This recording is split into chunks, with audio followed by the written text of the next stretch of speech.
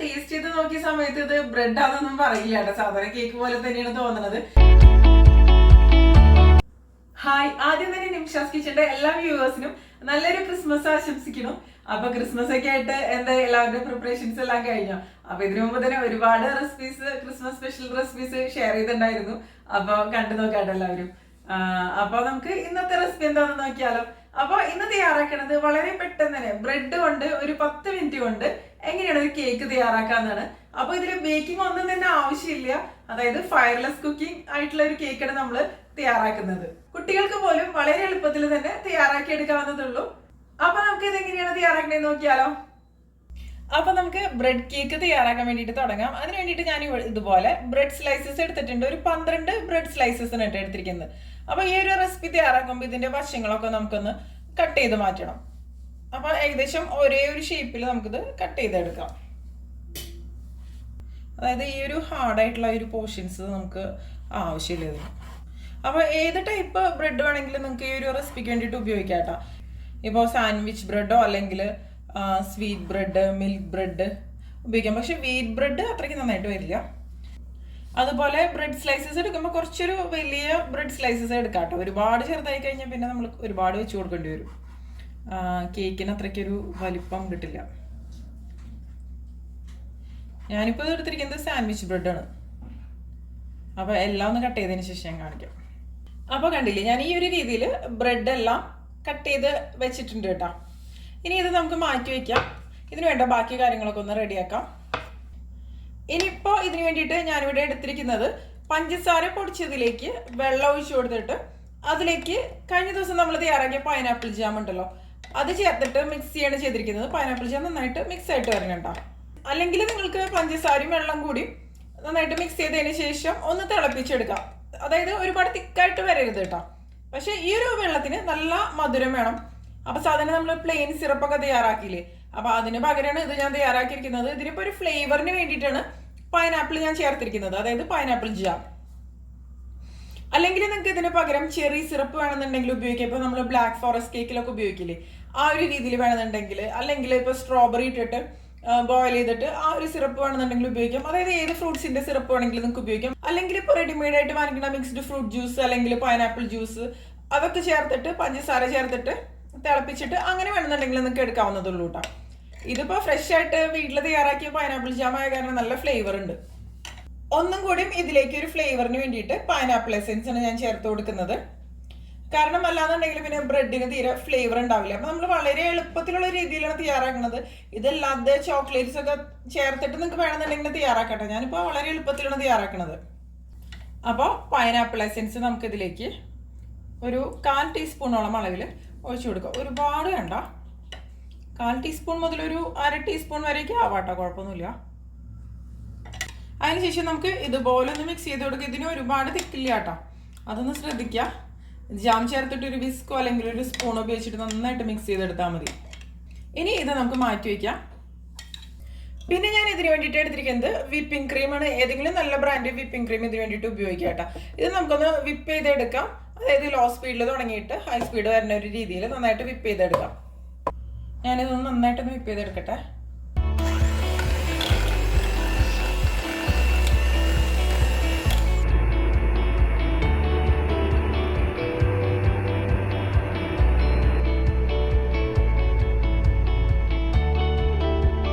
അപ്പോൾ കണ്ടില്ലേ, നമ്മുടെ വിപ്പിംഗ് ക്രീം റെഡി ആയിട്ടുണ്ട്. ഈ ഒരു രീതിയിൽ സ്റ്റിഫ് പീക്സ് ആയിട്ട് വരണുണ്ടോ. അപ്പോൾ ഇതിലേക്ക് നിങ്ങൾക്ക് വേണമെന്നുണ്ടെങ്കിൽ കുറച്ച് വാനില എസൻസ് ചേർത്ത് കൊടുക്കാവുന്നതുള്ളൂ. ഇനി നമുക്കിത് തയ്യാറാക്കാൻ വേണ്ടിയിട്ട് തുടങ്ങാം.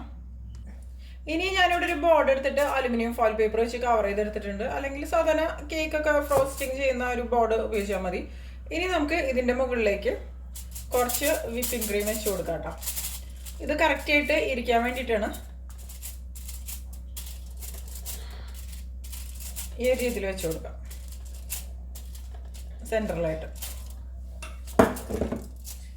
അതിനുശേഷം ഇതിൻ്റെ മുകളിലേക്ക് നമുക്ക് ബ്രെഡ് സ്ലൈസസ് വെച്ച് കൊടുക്കാം. ഇതുപോലെ കറക്റ്റ് ലെവൽ ചെയ്തിട്ട് വെച്ച് കൊടുക്കാം, ഈ ഒരു രീതിയിൽ. ഇനി നമ്മൾ തയ്യാറാക്കി വെച്ച ഈ ഒരു സിറപ്പ് ഉണ്ടല്ലോ, ഇത് ഇതിലേക്ക് ഒഴിച്ചു കൊടുക്കുക. അത്യാവശ്യം നല്ല രീതിയിൽ തന്നെ നമ്മൾ ഒഴിച്ചു കൊടുക്കണം. പ്രത്യേകിച്ച് ഇത് ബ്രെഡ് ആയതുകൊണ്ട് തന്നെ, അല്ലെങ്കിൽ ആ ഒരു ബ്രെഡിന്റെ ഒരു ടേസ്റ്റ് ആയിരിക്കും മുന്നിട്ട് നിൽക്കുക. ആ ഒരു ഫ്ലേവേഴ്സ് കാര്യങ്ങളൊന്നും വരില്ല. കേക്ക് ആണെങ്കിൽ നമ്മൾ നന്നായിട്ട് തന്നെ പ്ലെയിൻ സിറപ്പ് ഒഴിച്ചു കൊടുക്കും, എന്നാലാണ് മോയ്സ്ചറോട് കൂടി ഇതിരിക്കുള്ളൂ. ഇതിപ്പോൾ ബ്രെഡിലും അതുപോലെ തന്നെ നമ്മൾ ഒഴിച്ചു കൊടുക്കണം. ഞാനിപ്പോൾ ഇത് മുഴുവൻ ഇതുപോലെ ഒന്ന് ഒഴിക്കട്ടെ. ഇപ്പം ഞാൻ ഈ ഒരു സിറപ്പ് ഇതിലേക്ക് നന്നായിട്ട് തന്നെ ഒഴിച്ചു കൊടുത്തിട്ടുണ്ട് കേട്ടോ. ഇത് മതി. ഇനി ഇതിൻ്റെ മുകളിലേക്ക് നമുക്ക് വിപ്പിംഗ് ക്രീം വെച്ച് കൊടുക്കാം. അപ്പം നിങ്ങൾക്ക് ചോക്ലേറ്റ് വേണമെന്നുണ്ടെങ്കിൽ ഈ വിപ്പിംഗ് ക്രീം വെച്ച് കൊടുത്തതിൻ്റെ അതായത് മുകളിലേക്ക് ഗ്രേറ്റ് ചെയ്ത് വേണമെങ്കിൽ ഇടാം. അതായത് black forest cake, white forest cake, അതിൻ്റെയൊക്കെ ഒരു രീതിയിൽ നമുക്ക് വേണമെന്നുണ്ടെങ്കിൽ ഇത് തയ്യാറാക്കി എടുക്കാവുന്നതുള്ളൂ. ഞാനിപ്പോൾ സിമ്പിളായിട്ട് തയ്യാറാക്കുന്നുള്ളൂ കേട്ടോ. അപ്പോൾ ആവശ്യത്തിന് വിപ്പിംഗ് ക്രീം നമുക്ക് ഇതിൻ്റെ മുകളിലേക്ക് ഇതുപോലെ. അപ്പോൾ ഇതിലേക്ക് ആവശ്യത്തിന് വിപ്പിംഗ് ക്രീം ഞാൻ വെച്ച് കൊടുത്തിട്ടുണ്ട്. ഇനി അടുത്ത സ്ലൈസ് ബ്രെഡ് ഇതിൻ്റെ മുകളിൽ ഇതുപോലെ വെച്ച് കൊടുക്കാം. അങ്ങനെ എത്ര ലേയേഴ്സ് വേണമെന്ന് വെച്ചാൽ നിങ്ങൾക്ക് തയ്യാറാക്കി എടുക്കാവുന്നതുള്ളൂ. ഇനി ഇതിൻ്റെ മുകളിലും നമുക്ക് ഈ ഒരു സിറപ്പ് നന്നായിട്ട് തന്നെ ഒഴിച്ചു കൊടുക്കാം. ഞാൻ ഇത് മുഴുവൻ ഒഴിക്കട്ടെ കേട്ടോ. ഇപ്പോൾ രണ്ടാമത്തെ ലെയറിൽ നന്നായിട്ട് ഈ ഒരു സിറപ്പ്, സിമ്പിൾ സിറപ്പ് നമ്മൾ ഒഴിച്ചു കൊടുത്തിട്ടുണ്ട്. ഇനി നമുക്ക് ഇതിൻ്റെ മുകളിൽ വിപ്പിംഗ് ക്രീം ഇതുപോലെ ഒന്ന് സ്പ്രെഡ് ചെയ്ത് കൊടുക്കാം. അപ്പോൾ ബ്രെഡ് വെക്കുമ്പോൾ എല്ലാം ഒന്ന് ലെവൽ ചെയ്ത് വെക്കാം കേട്ടോ. അല്ലെങ്കിൽ കേക്കിനൊരു എന്താ പറയുക, എല്ലാ ഭാഗവും ഒരുപോലെ ആവില്ല.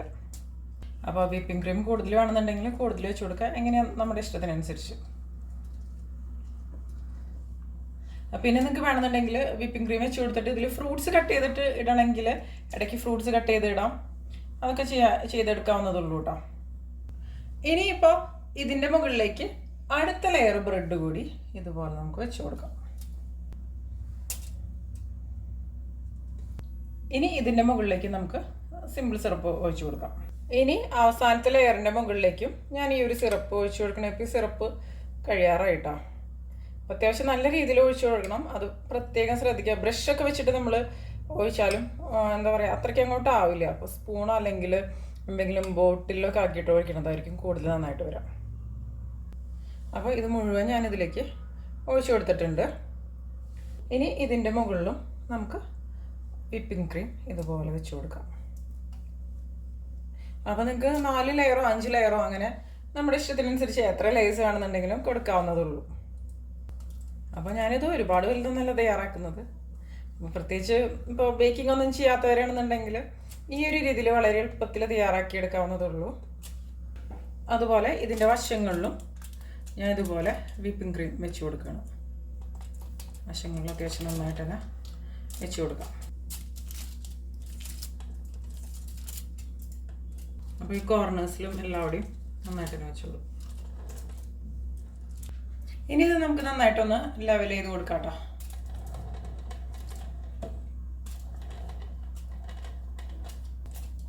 ഈ ഒരു വശങ്ങളിൽ നമുക്കൊന്ന് ലെവൽ ചെയ്ത് കൊടുക്കാം. ഇനിയിപ്പോൾ ഞാൻ ഇതിൻ്റെ ഫ്രോസ്റ്റിംഗ് ഒന്ന് ചെയ്തെടുക്കണം കേട്ടോ.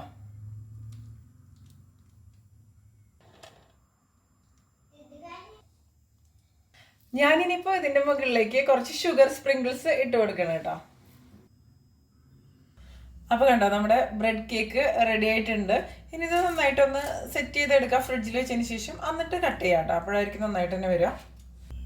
അപ്പോൾ നമ്മുടെ അടിപൊളിയായിട്ടുള്ള ബ്രെഡ് കേക്ക് റെഡി ആയിട്ടുണ്ടെങ്കിൽ നമുക്ക് ഇതൊന്ന് കട്ട് ചെയ്ത് നോക്കിയാലോ.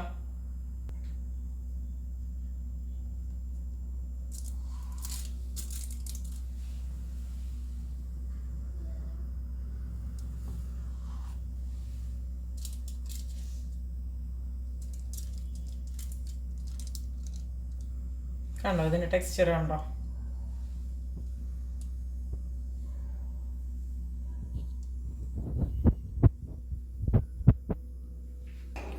ഞാനിതൊന്ന് കട്ട് ചെയ്ത് കാണിക്കാം.